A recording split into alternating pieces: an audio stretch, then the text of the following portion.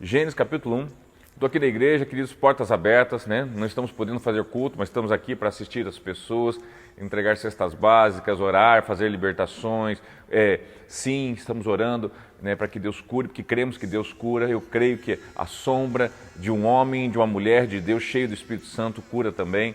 E eu creio que só o fato de estarmos com essas portas abertas aqui, né, é um sinal de provisão da presença de Deus para fora, sempre de dentro para fora. E eu creio que nós estamos tabernaculando, estamos na presença de Deus para tabernacularmos, ou seja, enviarmos da presença desse Deus que está vivo, no nome de Jesus. Ah, beleza. Valeu, Filipão, obrigado por você ter. Então só eu aqui que estou curtindo aqui, né? Tá bom? Deus abençoe aí vocês.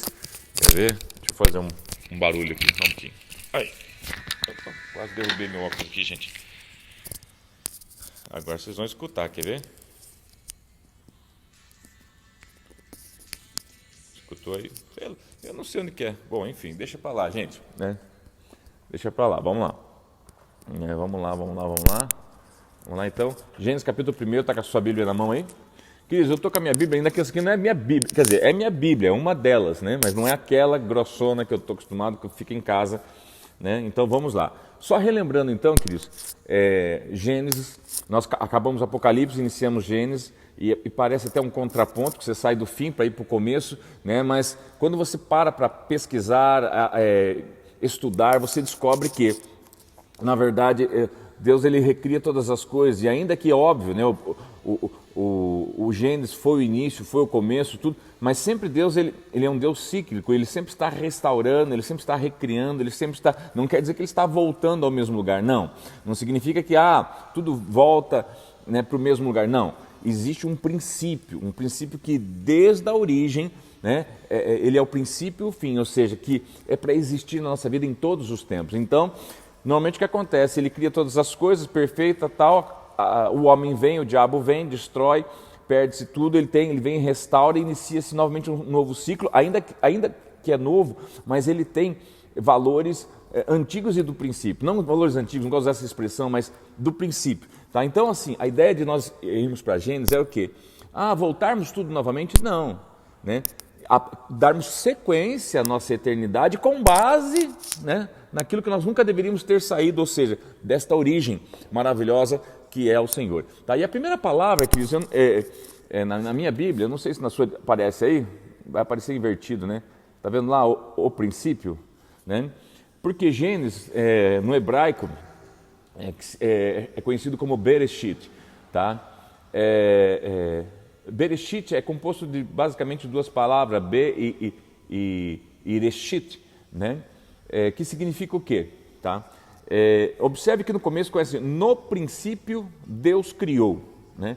Esse no princípio dá a entender assim, no início de todas as coisas, né? Também, mas eu quero rapidamente nesta manhã que você abra comigo lá em João, abra João aí rapidinho na sua Bíblia, eu não vou poder postar aqui, se a Fabiola tiver aí com o dedo, puder postar João capítulo 1, versos 1, Fabiola, eu agradeço, se não tem problema, tá? Mas diz assim, ou melhor, Fabiola, se você tiver com o dedo na mão, já abre para mim Colossenses, eu acho que é 1, 19 e 20 também, deixa na mão aí.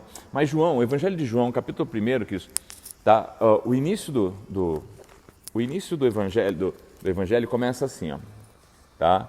Também vai aparecer invertido para você, então não adianta. Olha só, diz assim, no princípio, olha que interessante que isso, Evangelho de João, capítulo 1, versos 1, também começa, no princípio, era aquele que é a palavra. Você não acha muito estranho? Por que aqui está dizendo assim, no princípio, tá? Vai juntando aí as revelações, era tá passado, aquele que é presente, a palavra, tá? Ele estava com Deus e era Deus, não só estava, mas era Deus. Ele estava com Deus no princípio. Essa palavra princípio, no grego, ela é eik, se escreve, se eu não me engano, A-C-H-E, acho que era isso, eik, né? No grego. No hebraico, né, ela tem ali o Bereshit, Tá? Então olha só aqui, agora olha só, abra agora Colossenses, abra lá em Colossenses, livro de Colossenses, Efésios, Gálatas, Filipenses, Colossenses capítulo 1, veja lá agora, acompanhe comigo Colossenses, nós estamos falando só da palavra princípio, hein? Do versículo 1, lá de Gênesis, né, que fala no princípio, né? Então estamos estudando essa palavra, ou o significado dessa palavra princípio também no Evangelho de João capítulo 1, que fala, né, no princípio, tá? Ele estava com Deus, ele era Deus. E agora olha só Colossenses 1, vamos ver a partir do verso 19, deixa eu só, espero não estar enganado. Eu acho que é isso aqui, vamos lá. Será que não? Vamos lá. Deixa eu só ver aqui, irmãos. Pois foi no agrado de Deus que nele habitasse toda a plenitude, por meio dele reconciliasse contigo todas as coisas, tanto as coisas na terra quanto as que estão no céu, estabelecendo a paz. Não, só um pouquinho. Então eu acho que é o 3:19. Agora, ao vivo é complicado, né, gente? Também não. Gente, cadê? Calma lá. Não fiquem nervosos. Aqui, ó. Papai. Senhor, todo. Bom, gente, fugiu aqui. Eu falei assim, estava marcadinho para mim na minha outra Bíblia, tá? Mas assim, para nós ganharmos tempo, depois eu posto para você certinho. Onde fala o seguinte, tá? Fala que Cristo, ele é também, ele é o princípio. Tá? Ou seja, então, quando você volta lá para Gênesis capítulo 1, tá? E começa lá a ler de novo, né? Então vamos voltar aqui, Gênesis capítulo 1 e começa a ler novamente e ver assim, no princípio, tá? Esse princípio está falando de quem? Do próprio Cristo, do próprio Messias, do próprio Jesus. Então é como se eu lesse assim, no princípio Deus criou, né? Então Jesus, que é Deus, criou, olha só, os céus e a terra. Isso aqui, por que eu pinço isso nessa manhã? Para a gente ficar bem claro para nós que Ele para Ele são todas as coisas, Ele criou todas as coisas, para Ele e por Ele. E nós estamos aqui porque Ele nos amou, né? E Ele morreu por nós, e Ele nos criou, nele, nos salvou nele, tá? Então que Ele seja exaltado para sempre. Eu acho que isso é a principal mensagem desses primeiros versículos. Obrigado, Fabiola, obrigado, isso aí. Agora olha só, queridos, nós fomos ontem, se eu não me engano, até o versos 18 e 19, né? Nós fomos até o quarto dia, que fala assim, eu vou ler a partir dos 17. Deus os colocou no firmamento do céu para iluminar a terra, governar o dia e a noite, separar luz e trevas, e Deus viu que ficou bom. Né? Passaram-se a tarde e a manhã, esse foi o quarto dia, até aqui que nós viemos ontem. Tá? Então hoje nós vamos do 20 até ao final, né? Que é o versículo 31. Mas antes, só relembrando então, queridos, o que acontece? Versículo 2 então fala, era a terra sem forma e vazia, ou ela, se você entendesse, era a terra sem forma e vazia, dá a impressão seguinte, que primeiro já existia uma terra, ela era sem forma e vazia, uma coisa abstrata, Deus chegou no mundo, aquela terra já existia antes dele, essa é a impressão que dá. Quando você lê de uma maneira, era. Agora, se você for buscar no original, você vai ver que o texto está se referindo ao seguinte, estava a terra estava sem forma, ou seja, um dia Deus criou tudo perfeito, como Ele é perfeito, e não faz nada que é imperfeito, tá? E muito menos algo que é abstrato, e muito menos Deus cria alguma coisa que não tem propósito, não. Tá? Mas como tudo que Deus criou, inclusive eu e você, Ele criou a sua própria imagem, conforme a sua própria semelhança, nós vamos ver isso no verso 26 e 27, mas, né, houve o quê? Houve aquele probleminha básico lá do céu, né? Lúcifer foi expulso e ele foi lançado na terra. Então, subentende-se no versículo 2 que estamos falando aqui o quê? Passado, sabe Deus quantos anos, centenas, dezenas ou milhares de anos, do versículo 1 para o 2, a terra foi agravada, sofreu um agravo que deixou ela sem forma e vazia. Por que vazia? Ele só cita que ela era vazia se um dia ela foi cheia, seja por dinossauro, seja por pessoa, seja por Neandertal, seja o que foi. Tá? Então acompanhe comigo o raciocínio. Tá? Era a terra sem forma e vazia, ou seja, né, ela estava sem forma e estava vazia. Cobriram a face, as trevas cobriam a face do abismo. Veja bem, fica muito estranho, né, antagônico, falarmos que Deus, que é luz, que é fogo consumidor, cria algo em trevas, que depois ele precisa criar luz para cobrir as trevas que já existiam. Não. Agora, fica extremamente irracional você ver o quê? Né, algo que ele criou perfeito, foi destruído pela queda, né, de Satanás e seus demônios, está deformando totalmente a terra, destruindo toda a vida que aqui existia, né? Porque onde ele vai, ele atrai morte. Tá? Agora, estando toda sem forma no sentido de desconfigurada, tá? Vazia no sentido de que não há mais vida na terra, tá? E agora trevas há sobre, né, esse lugar, ou seja, porque Satanás é as trevas, ele virou as trevas, ele se tornou trevas, tá? Então olha que entendimento diferente só em 2 versículos, queridos, tá? Era a terra sem forma e vazia, ou estava, né? Trevas cobriam a face do abismo e o Espírito de Deus se movia sobre a face das águas. Por quê? O Espírito de Deus é o próprio Deus, ele sempre está acima de tudo, irmãos, independente de qualquer coisa. Então é como se ele estivesse supervisionando ali, tá? E agora, tipo, o que vamos fazer? Então agora começa o quê? Para mim, eu entendo como uma reconstrução, tá? Versos 3, e disse Deus, haja luz, pá, houve luz. Nós vimos também lá em Hebreus 11, 3, né, que fala que aquilo que foi feito não é feito pelo aquilo que é visível, mas sim pelo poder da sua palavra, ou seja, né, pela palavra da boca de Deus. Então aqui fica bem claro Deus dizendo, ou seja, falando, o pneuma, o sopro, a vida, né, se manifestando, haja luz. E não importa como vai haver, ele é o Criador, então ele diz, haja luz, houve luz, tá? E houve luz. Versos 4, Deus viu que a luz era boa, separou a luz das trevas, Deus chamou noite de dia, passaram-se a tarde e a manhã, e esse foi o primeiro dia, tá? Bem rapidinho, que ontem já falamos sobre isso. Segundo dia agora, ele diz assim, haja entre as águas um firmamento. Em outras versões fala expansão, e é quando justamente ele pega aquela água, separa em 2, joga uma para cima, uma para baixo, coloca aqui no meio um firmamento, tá? Ou uma expansão, como algumas versões dizem, e nessa expansão ele dá o nome de céu. Então aqui ele cria o quê? Ele cria o céu, tá? Que é o céu que a gente conhece hoje, ou Aurunus, né? O céu que a gente conhece hoje. Ele olhou para o céu, estava muito beleza, mas sentiu que faltava algumas coisas. Então ele cria o quê? Os luminares.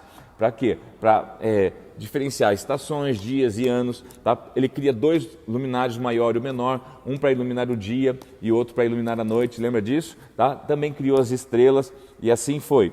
Versos de número 9, tá? Ele diz assim, e disse Deus, ajunte-se num só lugar as águas que estão debaixo do céu, apareça a parte seca, assim foi, e a parte seca de Deus chamou terra e chamou mares o conjunto de águas, e Deus viu que era bom. Então, agora ele faz o quê? A terra está em forma vazia, né, havia coberto por águas, e ele faz o quê? Ele faz a separação, tá, das águas e faz emergir a terra, ou seja, tudo já existia, ele apenas, por isso que eu falo, ele está reconfigurando, irmãos, como sempre existiu. Eu entendo que sempre foi perfeito, então ele começa a quê? Reconfigurar algo que foi abalado, algo que foi destruído por alguma coisa, que subentendemos nós que foi essa queda de Satanás e seus demônios, tá? Eu vou pular um pouquinho então agora, mas para a gente poder dar continuidade. O versículo de número 20 diz assim, disse também Deus, ele continua falando, encham-se as águas dos seres vivos, agora encham-se as águas dos seres vivos. Então observe que agora ele começa a colocar o quê? Reposicionar seres com vida, ok? Até então ele estava mexendo na natureza, que também, né, não deixa de ser um ser vivente, mas agora nós vamos falar dos animais, né, do homem, assim por diante. Então, versos 20, disse também Deus, encham-se as águas de seres vivos e voem as aves sobre a terra, sobre o firmamento do céu, que ele acabou de criar, né, que estão entre as águas. Versos 21, assim Deus criou grandes animais aquáticos. Então, observe, Deus começa a criar o quê? Os grandes animais aquáticos, os demais seres vivos que povoam as águas, de acordo com a sua espécie, todas as aves de acordo com a sua espécie. Deus começa a criar, ok? E Deus viu que ficou bom. Então, Deus os abençoou, dizendo, sejam férteis. Toda vez que você vier, fala assim, eu preciso de uma bênção. Toda vez que você fala, Senhor, eu preciso ser abençoado. Em outras palavras, você está dizendo, eu preciso ser fértil. Eu preciso conseguir fertilizar. Gente, o que é uma árvore fértil? É uma árvore que dá frutos ou é uma árvore que esses frutos que ela dá consegue produzir outras árvores? Observe isso. O que acontece hoje com o ser humano nesse tempo que estamos hoje? O ser humano ele se tornou infértil. Mas como assim infértil? Ele não produz? Produz. Né? Ele não se autossustenta? Se autossustenta. Ele não consegue, irmãos, produzir semente. Significa o quê? Eu não sei se você já estudou sobre os alimentos transgênicos, tá? Ou alimentos criados em laboratórios. Tá? Uma das coisas que esses dias minha esposa, nós estávamos vendo alho, nós estávamos para plantar alho, né? A gente ficou com vontade de plantar alho. Por incrível que pareça, na cidade pensando em fazer plantação de alho. E existem uns alhos importados que são a coisa mais maravilhosa, os garlics, né? Big garlic, grandes alhos, né? E é coisa maravilhosa. Só, meu Deus, eu plantar isso aqui, né? Isso vai vender um monte, porque é uma coisa gigante, tá? Só que ele tem um problema, irmãos. Você não consegue dele fazer com que plantar ele. Ele não nasce. Ele foi mudado geneticamente para que fosse lindo, maravilhoso daquele jeito, mas ele é extremamente egoísta, é só para ele. Ele não consegue, ele conseguiu gerar ele conseguiu ter o alho, o alho dele serve para você, mas não consegue gerar outros alhos. Ou seja, olha só, queridos, ele não é fértil, ainda que lindo, maravilhoso, ele não é fértil. Diferente daquele alhozinho nosso menorzinho, aquele alho, tá? Que ele não é tão bonito, né? Mas você pega, planta ele vai nascer, ele vai começar a nascer, porque ele é fértil, entendeu? Ele não é tão bonito, mas ele é fértil. Que fique aqui um ensino para você, às vezes, né? Pode ser até que você não está se vendo tão bonito, se vendo tão maravilhoso, com tantos resultados, mas se você tem sido fértil, você tem cumprido um papel que Deus deu a você, tá? Tem muita gente, irmãos, que está bonito, lindo, maravilhoso, mas não é fértil, ou seja, não consegue reproduzir de si mesmo. Consegue até alimentar algumas pessoas, mas não reproduzir mais de si mesmo. Essa foi a preocupação de Jesus. Jesus não queria vir só alimentar o povo, só curar, só libertar pessoas, não. Ele queria vir para quê? Gerar discípulos, para que aqueles discípulos, assim como ele, fossem férteis. Então, qual é o problema da religião? A religião, ela não tem... Para pensar, lembra a religião mais antiga? Vamos falar mais antiga para não falar mal da nossa hoje. Tá? Ela fazia o quê? Ela concentrava tudo num ser. Era o culto em latim, era a pessoa sacerdotal. Quer dizer, só ele tinha acesso a Deus, mais ninguém. Você tinha que vir até a mim, né? Porque eu tinha acesso a Deus. Você não poderia ter acesso a Deus. Ou seja, eu posso dar frutos do Espírito, você não. Tá? Veja se isso, irmãos, não é um transgênico espiritual. O que Jesus ensinou nunca foi isso, muito pelo contrário. O que Jesus ensinava é o seguinte, tá? As coisas que eu faço, você não só vai fazer, mas vai fazer ainda maiores do que essa. Por quê? Eu sou fértil e gero sementes férteis. Você está entendendo? Você está entendendo o que o livro de Gênesis está tentando falar comigo, com você? Queridos, isso é tão sério, tão profundo, que eu quero que isso fique ecoando dentro de você, tá bom? E eu queria até parar por aqui. Eu vou parar por aqui. Nós conseguimos... fomos bem, irmãos. Conseguimos falar o quê? Quantos versículos? Né? Eu vou ler mais algum. Então, de novo aqui, a partir do 20, disse Deus também, encham-se as águas de seres vivos, voem aves sobre a terra, sobre o firmamento do céu. Assim Deus criou os grandes animais aquáticos e os demais seres vivos que povoam as águas, de acordo com a sua espécie, todas as aves de acordo com as suas espécies, e Deus viu que ficou bom. Então Deus os abençoou, dizendo, sejais férteis, multipliquem, encham-se as águas dos mares, multipliquem-se as aves da terra. Passaram-se a tarde e a manhã, e este foi o 5º dia. Tá? Vamos lá, gente, até o 6º dia, vai. E disse Deus, produz a terra seres vivos, de acordo com a sua espécie, rebanhos domésticos, animais selvagens, os demais seres vivos da terra. Cada um de acordo com a sua espécie. Assim foi. Deus fez os animais selvagens de acordo com a sua espécie, rebanhos domésticos de acordo com a sua espécie, e os demais seres vivos de acordo com a sua espécie. Deus viu que ficou bom. Então disse Deus, façamos o homem à nossa imagem, conforme a nossa semelhança, domine ele, tá? E esse domínio, eu quero que você grave, pinça essa palavra domine aí, tá? Já volta para ela. Sobre os peixes do mar, sobre as aves do céu, sobre os grandes animais da terra, sobre todos os pequenos animais que moram rente ao chão.